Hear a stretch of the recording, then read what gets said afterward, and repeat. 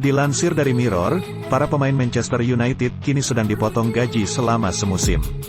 Hal itu dikarenakan penampilan buruk musim lalu yang gagal finish di 4 besar. Para pemain Manchester United dipotong gajinya sebesar 25%. Karena gagal lolos ke Liga Champions di musim ini, membuat pendapatan klub berkurang dari pihak sponsor. Ancaman pemotongan gaji itu dikabarkan akan berlaku juga di akhir musim mendatang, jika Manchester United lagi-lagi gagal finish 4 besar. Bahkan ada kabar, perjanjian sponsor 10 tahun antara United dengan Adidas konon bernilai sekitar 750 juta pounds, dilaporkan akan menyusut 30%.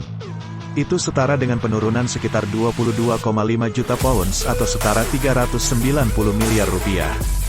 Pemotongan gaji juga berlaku pada pemain baru Manchester United yaitu Anthony, Lisandro Martinez, Malaysia, Christian Eriksen, sampai Casemiro. Manchester United sepertinya akan mempertahankan 5 pemain yang kontraknya akan habis di musim ini agar tidak pergi secara gratis. Pemain pertama adalah David De Gea, dia masih jadi pilihan kiper utama di United. Kiper berusia 31 tahun ini terakhir kali mendapatkan kontrak baru pada 2019 lalu. Penampilan De Gea sendiri cukup solid di bawah mistar gawang selama membela United. Pemain kedua adalah Marcus Rashford. Sejak dipromosikan ke tim senior pada 2016 lalu, Rashford masih jadi tumpuan utama setan merah di lini depan. Kontraknya berakhir di musim ini, beberapa klub dirumorkan tertarik untuk mengamankan jasanya. Di antaranya Paris Saint-Germain dan Chelsea. Pemain ketiga yaitu Diogo Dalot. Saat didatangkan dari FC Porto pada 2018, Dalot sulit merebut tempat utama di United. Dia bahkan sempat dipinjamkan selama 1 musim ke AC Milan. Setelah peminjaman tersebut, pemain berusia 23 tahun ini mulai tampil impresif dan jadi pilihan utama Erik ten Hag. Pemain keempat adalah Fred. Penampilan pemain berusia 29 tahun ini sejauh ini tidak pernah memuaskan di lini tengah setan merah.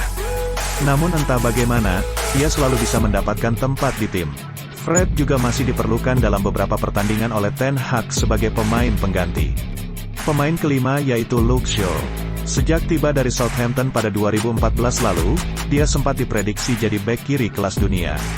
Namun pemain yang kini berusia 27 tahun itu tampaknya mulai kehabisan waktu. Apalagi di posisinya sekarang sudah ada seorang Malaysia yang jadi pilihan reguler oleh ten Hag. Jelang lawan Sheriff di Liga Eropa, sang manajer dikabarkan memanggil 3 pemain muda baru untuk ikut latihan di tim utama United. Di pekan lalu, ten Hag memberikan kesempatan kepada sejumlah pemain muda untuk bermain. Alejandro Garnacho dan Charlie McNeil melakukan debut di Eropa bersama setan merah. Kali ini, Erik ten Hag dilaporkan memanggil 3 pemain muda baru untuk ikut berlatih di tim utama setan merah. Mereka adalah Marc Jurado, Charlie Savage dan Omari Forson. Ketiga pemain ini belum dipanggil saat pertandingan melawan Real Sociedad. Pemain senior akan absen di pertandingan ini.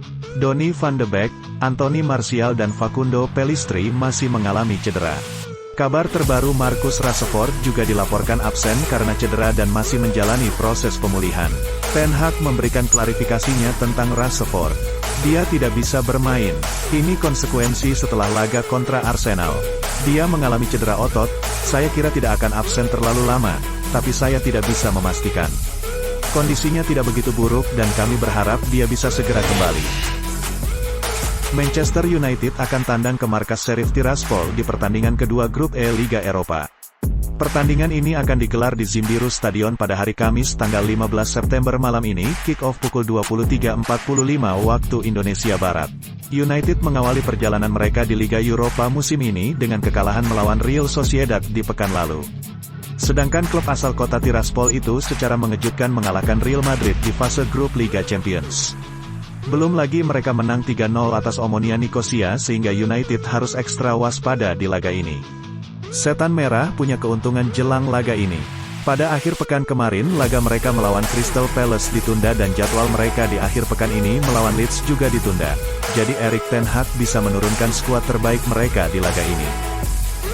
Berikut perkiraan susunan pemain kedua tim yang akan bertanding nanti malam.